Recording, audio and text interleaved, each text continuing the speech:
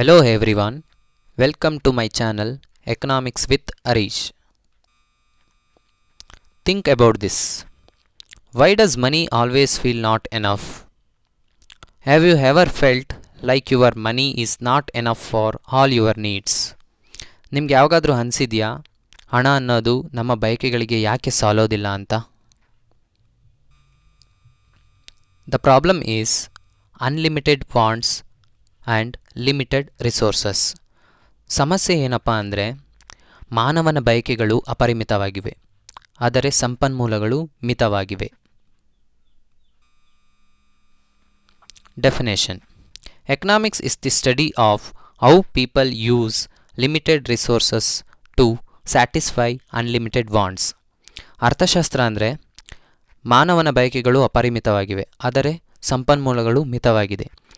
ಇಲ್ಲಿ ಹೇಗೆ ತಮ್ಮಲ್ಲಿರುವ ಮಿತ ಸಂಪನ್ಮೂಲಗಳನ್ನು ಬಳಸಿಕೊಂಡು ನಮ್ಮ ಅಪರಿಮಿತ ಬಯಕೆಗಳನ್ನು ತೃಪ್ತಿಪಡಿಸಿಕೊಳ್ಳುವುದೇ ಅರ್ಥಶಾಸ್ತ್ರವಾಗಿದೆ. For example, you have 200 rupees. Then what will you choose? Food, books or recharge? ಉದಾಹರಣೆಗೆ, ನಿಮ್ಮ ಹತ್ರ 200 ರೂಪಾಯಿ ಇದೆ ಅಂತ ಅಂದ್ಕೊಳ್ಳಿ. ಏನನ್ನು ನೀವು ಆಯ್ಕೆ ಮಾಡ್ಕೊತೀರಾ? ಆಹಾರವನ್ನು ಆಯ್ಕೆ ಮಾಡ್ಕೊತೀರಾ, ಅಥವಾ ಬುಕ್ಸ್ನ ಪರ್ಚೇಸ್ ಮಾಡ್ತೀರಾ, ಅಥವಾ ನಿಮ್ಮ ಮೊಬೈಲ್ಗೆ recharge ಮಾಡ್ಕೋತೀರಾ?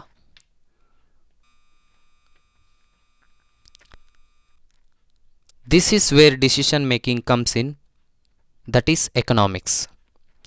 Economics is all about choice and scarcity.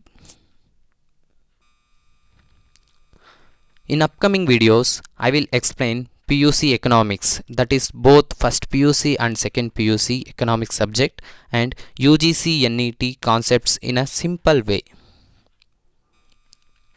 If you really like this video, please like, share and subscribe to my channel. Thank you.